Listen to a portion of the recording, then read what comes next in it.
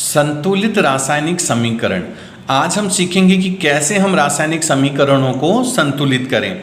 ये आपके class 10th में आपका बहुत बड़ा टॉपिक है, इसमें बहुत से क्वेश्चंस आते हैं। तो चलिए हम इसको स्टार्ट करते हैं। इससे पहले मैं आपको एक चीज़ और बता दूं, जिन बच्चों को भी एटॉमिक नंबर जैसे हाइड्रोजन, हीलियम, लिथियम ये याद नहीं है तो अपने इस चैनल पे उसकी पूरे का पूरा मैंने बहुत अच्छा वीडियो बनाया है, बहुत आसान भाषाओं में आप याद कर सकते हैं, तो वहां पर जाकर आप देख सकते हैं।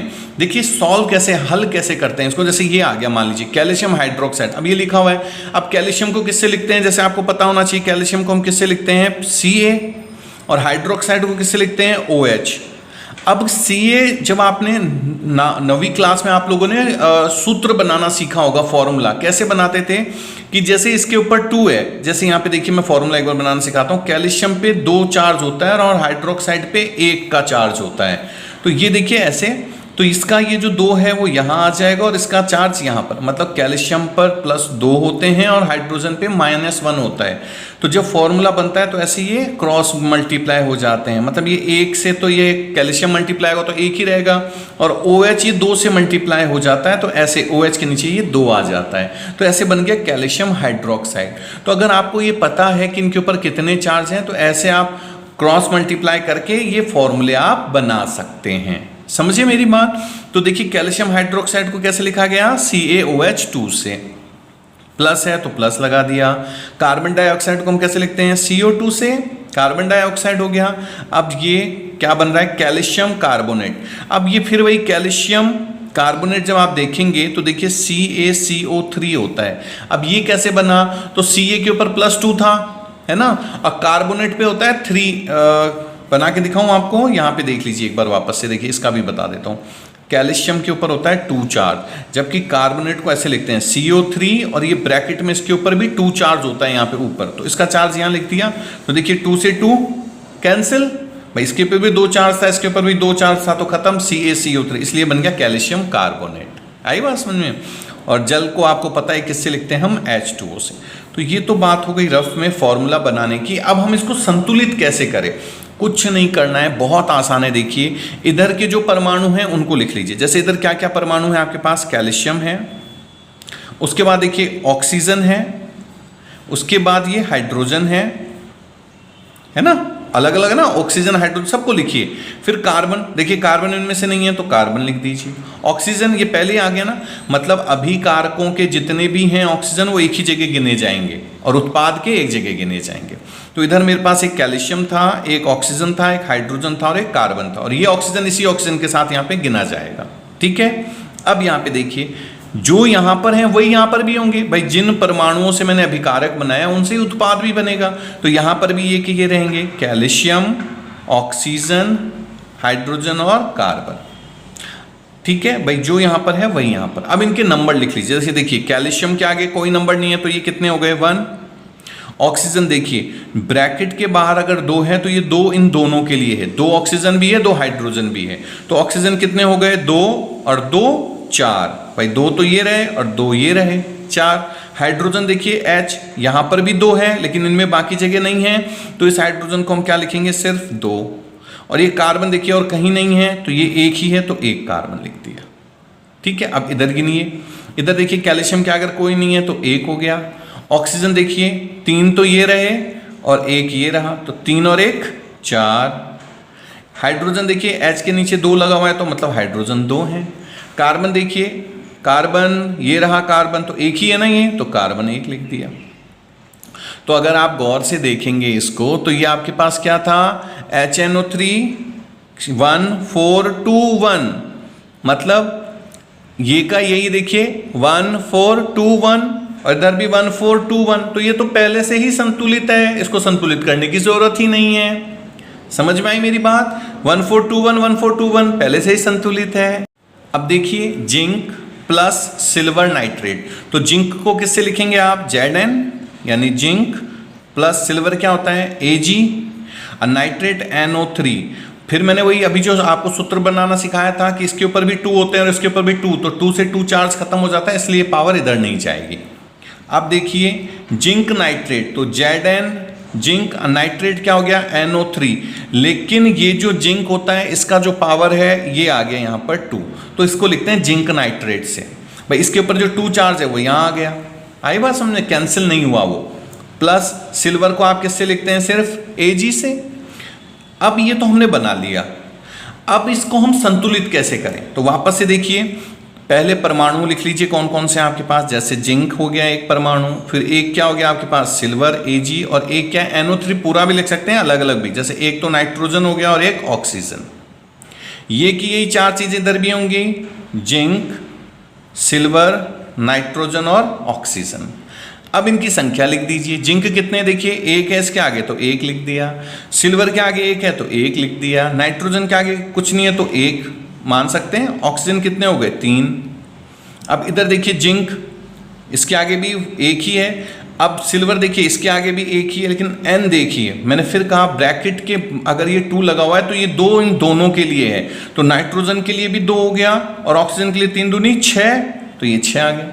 भाई ऑक्सीजन का ये 3 है 2, तो 3 2 जा 6, तो ब्रैकेट के बाहर जो होते हैं वो दोनों के लिए होते हैं। तो अब देखिए नंबर ये आ रहा है 113 और ये 1126, तो सबसे छोटा देखिए अंतर किसमें, ये दोनों 1 1 है, ये दोनों 1 1 है, फर्क किसमें आ रहा है कि ये तो 1 है और ये क्या है 2, तो इस ये 2 है तो इसको भी 2 करने के लिए जब भी आप खुद की तरफ से नंबर लगाएंगे वो हमेशा आगे लगेगा।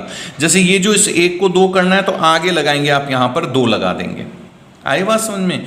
तो अब देखिए 2 आगे लगाते ये सिल्वर भी कितना हो जाएगा 2, भाई ये 2 इसके आगे है, नाइट्रोजन के आगे 2, ये 2 इससे भी गुना हो जाएगा, और ये देखिए ऑक्सीजन 3 तो ये और 2 ये, तो 3 दूनी 6, ऑक्सीजन कितने हो गए आपके पास 6।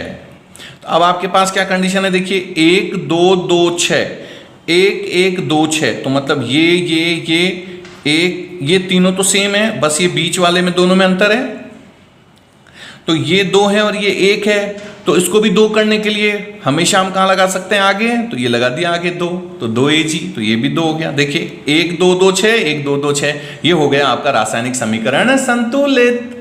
तो इस तरह से या तो आपको ऐसे शब्द देंगे जिनको आपको संतुलित करना है, या फिर आपको डायरेक्ट ऐसे भी दे सकते हैं, जैसे ऐसे समीकरण दे दिया, मान लीजिए जैसे दे दिया NaCl plus AgNO3 silver nitrate, और ये क्या बना रहे हैं AgCl plus NaNO3 sodium nitrate.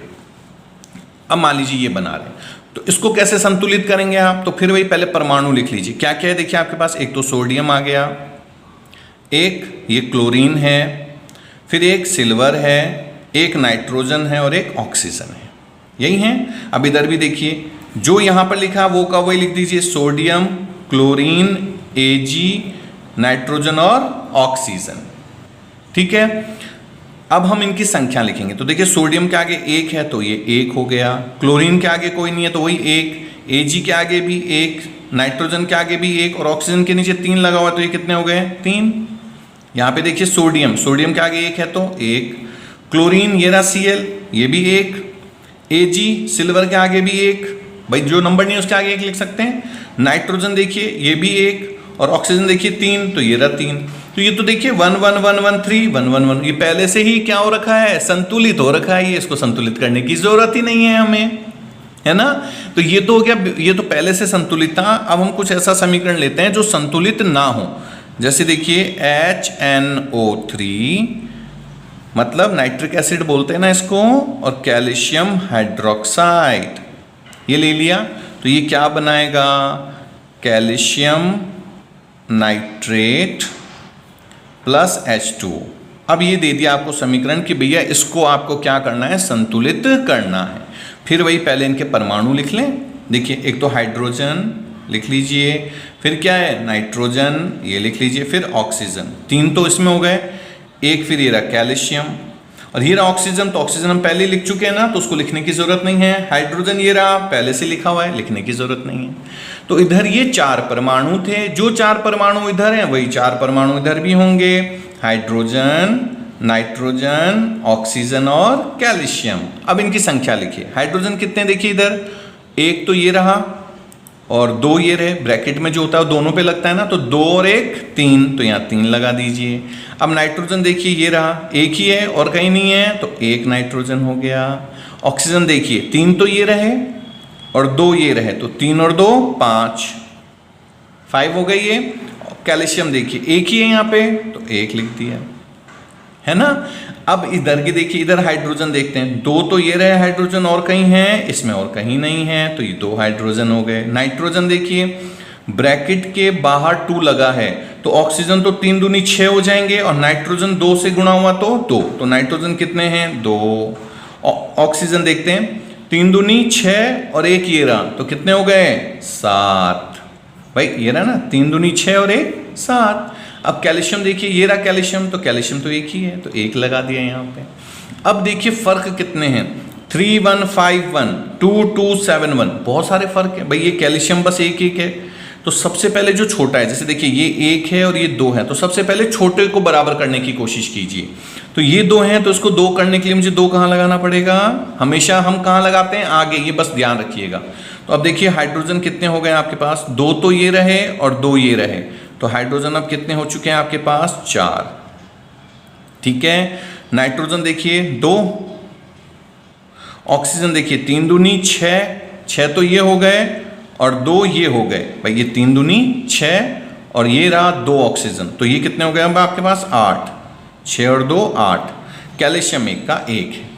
अब इधर देखिए कितना फर्क आया है हमारे पास, 2 2 7 1। अब मेरे पास जो फर्क है वो किस में है, देखिए नाइट्रोजन तो बराबर हो गए, अब हाइड्रोजन देखिए ये 4 है और ये कितना है 2, तो इसको भी 4 करने के लिए मुझे क्या लगाना पड़ेगा, 2 अपनी तरफ से लगाने पड़ेंगे ना। तो ये रहा देखिए हाइड्रोजन, इसके आगे 2 लगा दिया, 2 क्यों लगाए, देखिए 2 दूनी 4, तो अब ये भी कितना हो गया 4। लेकिन ऑक्सीजन देखिए अब 2 हो गए, ऑक्सीजन ये रहे और 3 दूनी 6, तो 6 ये और 2 ये, तो 6 और 2 8, ये हो गए 8। अब देखिए 4 2 8 1, 4 2 8 1, आपका समीकरण संतुलित हो चुका है। तो इस तरह से आप कोई सी भी रासायनिक समीकरण संतुलित कर सकते हैं। फिर भी कोई दिक्कत आती है तो मुझे कमेंट कीजिएगा, मैं उसको और सॉल्व करके आपको दिखा दूंगा। उपचयन और अपचयन।